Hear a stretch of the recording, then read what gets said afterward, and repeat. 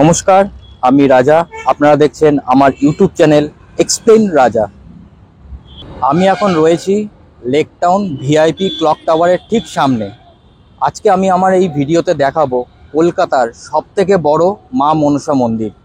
তো চলুন ভিডিওটা শুরু করা যাক। আর শুরু করার আগে ভিডিওটি ভালো লাগলে অবশ্যই লাইক শেয়ার করবেন, আর চ্যানেলে নতুন হলে সাবস্ক্রাইব করে আমার চ্যানেলের পাশে থাকবেন।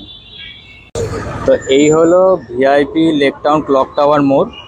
আর এখান থেকে তিনটে রাস্তা চলে গেছে, কিন্তু আমরা যাব এই রাস্তা, অর্থাৎ এই যে সোজা রাস্তা, এই সোজা রাস্তা চলে যাচ্ছে লেক টাউন যশোর রোডের দিকে। এই রাস্তা দিয়ে আমরা যাব 5 মিনিট। তো এই হলো ভিআইপি লেক টাউন। আর এখান দিয়ে যে সোজা রাস্তাটা চলে যাচ্ছে, এই যে লেক টাউনের যশোর রোডের দিকে যাওয়ার রাস্তা, এখান থেকে 5 মিনিট পায়ে হাঁটা পথ। তাও আমি এখানে স্যার দাঁড়িয়ে রয়েছে, এই স্যারকে একটু জিজ্ঞেস করে নেব। বলছি স্যার, লেক টাউন মনসা মন্দিরটা কোন দিকে? আপনি এই রাস্তা দিয়ে ফুটপাথ ধরে সোজা হেঁটে যান। আচ্ছা, পুজোটা যাওয়ার পর ডান আপনার বাঁ দিকে একটা কলেজ পড়বে, কলেজ ছাড়িয়ে একটু এগিয়ে যাবেন, বাঁ হাতে মনসা মন্দির পড়বে। আচ্ছা, কিন্তু কতক্ষণ লাগবে? পায়ে হেঁটে হাঁটলি 5 মিনিট। আচ্ছা আচ্ছা, থ্যাংক ইউ স্যার। এছাড়াও এখানে এই মন্দিরে আপনারা কিভাবে আসবেন সেটা আমি আমার ডেসক্রিপশনে দিয়ে রাখবো, আপনারা প্লিজ একটু চেক করে নেবেন। আমার পিছনেই রয়েছে কলকাতার সবথেকে বড় মা মনসা মন্দির। তো চলুন মন্দিরের ভেতরে যাওয়া যাক, আর এই মন্দিরের সম্বন্ধে কিছু তথ্য বা কিছু ইনফরমেশন আপনাদের সাথে শেয়ার করছি।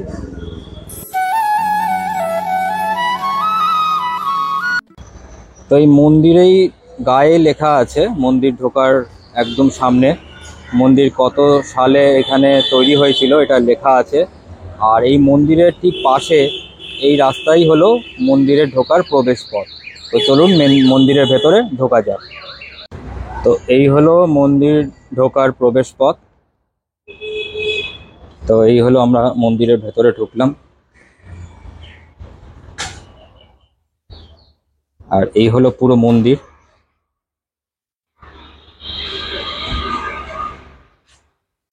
আর এই মন্দিরের সামনেই এইখানে আপনাকে জুতো খুলে তবে মন্দিরের ভেতর ঢুকতে হবে। তো চলুন আপনাদের মন্দিরের ভেতরটা ঘুরে দেখাচ্ছি। মন্দিরে ঢুকতেই এরকম একটি বিশাল বড় নাট মন্দির রয়েছে, যেখানে ভক্তরা বসে থাকেন। চাঁদ সওদাগর আর বেহুলা লক্ষীন্দরের যে গল্প, সেটা এখানে পরপর পরপর করা হয়েছে। আপনারা যারা আসবেন এইগুলো একটু ভালো করে দেখতে পারবেন। এই পাশেও রয়েছে। মন্দিরের যে পিলারগুলো রয়েছে তাতে এরকম শ্রীকৃষ্ণের বিভিন্ন ছবি এখানে রাখা আছে। প্রতিটি পিলারেই শ্রীকৃষ্ণের বিভিন্ন রকমের ছবি, বিভিন্ন সময়ের ছবি রাখা রয়েছে পরপর। আর এই হলো পুরো মন্দির। মন্দিরটি এখানে দোতলা, আর নিচটা রয়েছে শ্বেত পাথরের তৈরি। এখানে বেশ অনেক ভক্ত বসে রয়েছে। তো এখানে রয়েছে গন্ধেশ্বরী মায়ের মন্দির, আর তার পাশে রয়েছে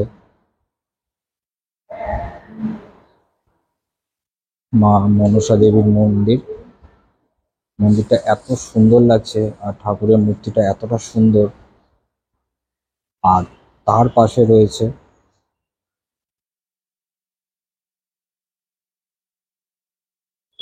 রাধাকৃষ্ণের বিগ্রহ।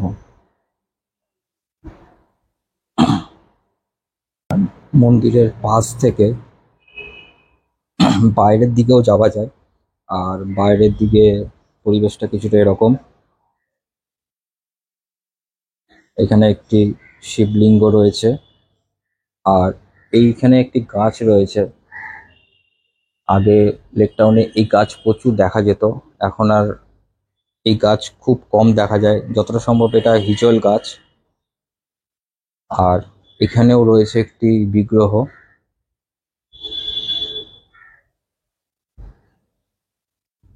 আর মন্দিরের পাশে রয়েছে এরকম একটি ফাঁকা জায়গা। এই জায়গাটি আগে বড় জলাশয় ছিল, কিন্তু এখন জলাশয় অতটা নেই। আর এখানকার যে ঠাকুর, সেটি ভাসান দেওয়া হয় না, এখানেই রাখা হয়। এটা হলো আগের বছরের ঠাকুর, তো এখানে সেই ঠাকুরটি রাখা রয়েছে। অ্যাকচুয়ালি মন্দিরের ভেতরে অনেক ভক্তরা বসেছিল, তাই জন্য আমি বেশি জোরে জোরে কথা বলতে পারছিলাম না।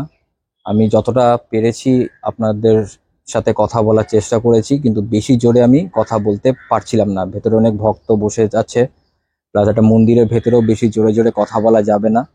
তাই যতটুক আমি পেরেছি ততটুকুই সাউন্ডে বা ততটুক ভয়েসেই আমি কথা বলেছি। তো এখানে যে মন্দিরটা রয়েছে, তো চলুন আপনাদের মন্দিরের ভেতরে গিয়ে একটু দেখাই। তো এখানে বজরংবলীর মূর্তি রয়েছে, আর এখানে শিব ঠাকুরেরও মূর্তি রয়েছে, গণেশ ঠাকুরও রয়েছে। আর মন্দিরটা কিছুটা এরকম।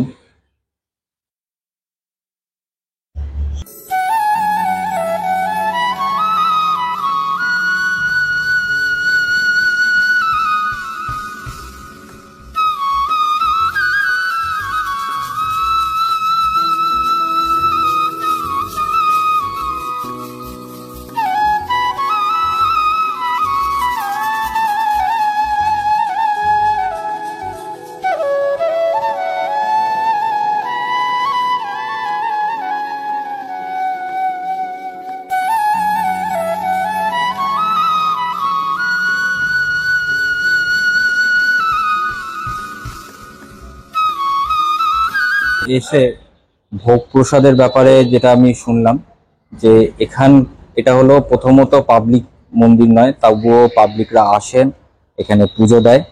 কিন্তু এখানে যারা ভোগ প্রসাদ খেতে চায় বা ভোগ প্রসাদের জন্য যারা বলে, শুধুমাত্র এই মন্দির রিলেটেড যারা আছে তারাই একমাত্র ভোগ প্রসাদ পায়। আর এটাই হলো কলকাতার সব থেকে বড় মা মনসা মন্দির। আপনারা আসবেন, যেটি রয়েছে লেক টাউনে। এখানে কিভাবে আসবেন, কোন সময়, সেটা আমি যতটা পেরেছি ভিডিওতে দেখিয়েছি। আর আমি আমার ডেসক্রিপশনে পুরো ডিটেলসটা দিয়ে রাখবো, আপনারা একটু চেক করে নেবেন। তো কেমন লাগলো আমার এই ভিডিও, প্লিজ কমেন্ট করে জানাবেন। ভালো লাগলে লাইক শেয়ার করবেন, আর চ্যানেল নতুন হলে সাবস্ক্রাইব করে আমাকে আশীর্বাদ অবশ্যই করবেন। তো চলুন, দেখা হচ্ছে আবার নেক্সট কোনো ভিডিওতে।